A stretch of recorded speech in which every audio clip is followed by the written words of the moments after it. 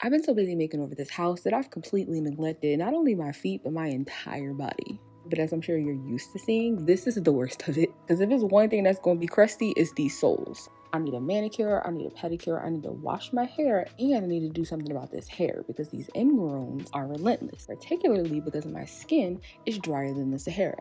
So first, we shower.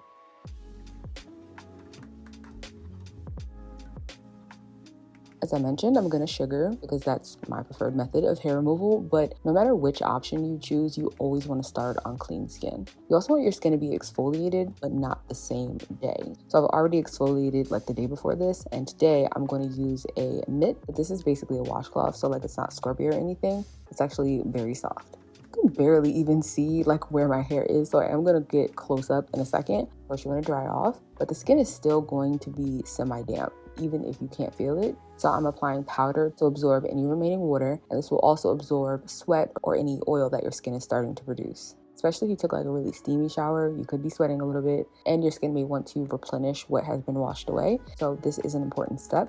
I'm using a firm paste, and since it's fall and the weather has cooled down a little bit, this is now a little bit stiffer than I need it to be. But remember, warming up your sugar will soften the texture. And you don't have to heat it up like in the microwave to do that. You can just work it in your hands for a little bit and your body heat will raise the temperature. I actually posted a short not too long ago of what my hair used to look like versus now after like years of sugaring. I forgot that my hair was ever that thick to begin with. It wasn't super coarse. The difference is definitely noticeable. I'd say what's changed the most is the density. Like there's less strands per inch, and that's even when I'm not like on a schedule or sugaring regularly. I can go months without doing anything and it still looks this sparse. Also, if you want an in-depth tutorial on sugaring your legs, like which direction to go in, because the growth pattern does tend to change in certain areas, I do have a full video on that, so I'll link it in the description box below.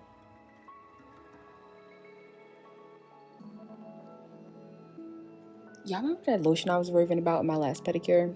Well, I got the whole set because, yeah, it was that good. As you probably know if you've seen any of my sugaring videos, your aftercare routine is just as important as the sugaring itself because it can either help or hurt your results. So afterwards, I typically use a soothing toner and an oil to soothe and moisturize. When I tell you the hyaluronic body serum could not be more perfect for this step. Not only does it have the hyaluronic acid, of course, it has niacinamide, blue-green algae, aloe, all ingredients that not only plump and hydrate the skin, but reduce inflammation and help support the skin barrier. Remember, hair removal is traumatic to your skin, so that's why we always want to soothe and protect afterwards, and one of the most important prerequisites for your body to repair itself is it needs a moist environment to do that in. And the serum also has vegan peptides too. Peptides are like cinder blocks that your body uses to build things. You can think of them as like literal Legos, except what they're building are things like collagen and elastin, so they can help increase firmness. Therefore, that crepiness that I get when my skin is severely dehydrated, I'm going to slather this on that.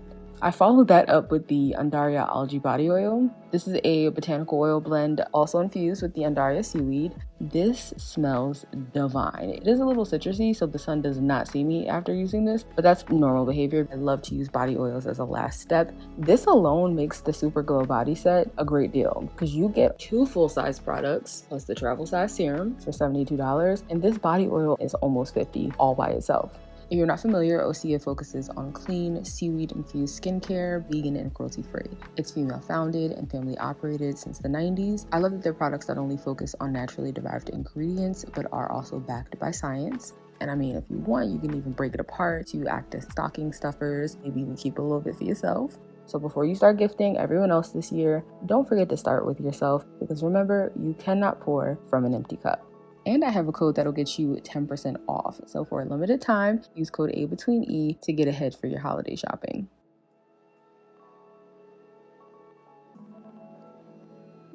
This day I also wanted to do my sideburns, which I don't actually mind having, but I'm also very acne prone.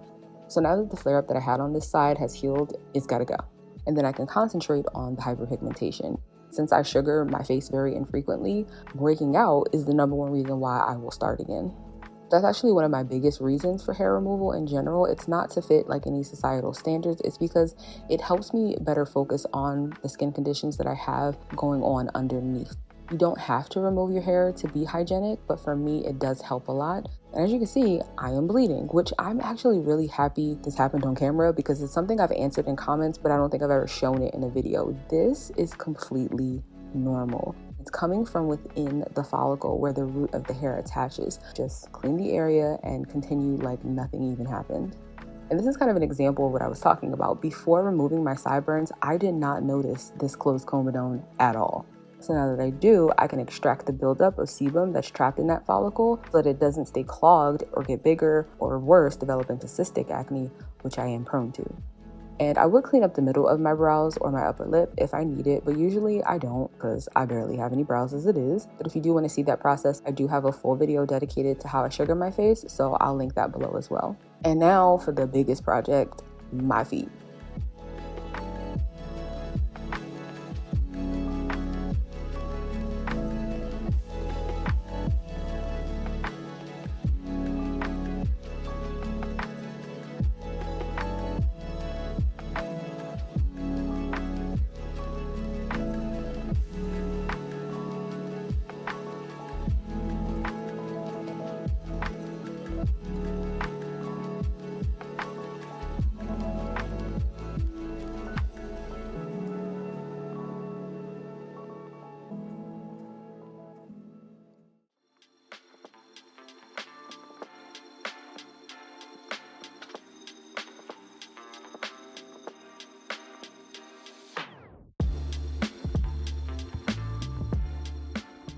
Instead of constantly rebuying little orange wood sticks, I recently picked up this stainless steel one, not so much for the cuticle pusher because I have like 1,000,001 of those, but for the pointed end because I do need this for when I polish my nails. But the cuticle pusher is really good though. If the flat or curved ones scare you a little bit, this feels like it would be very beginner friendly.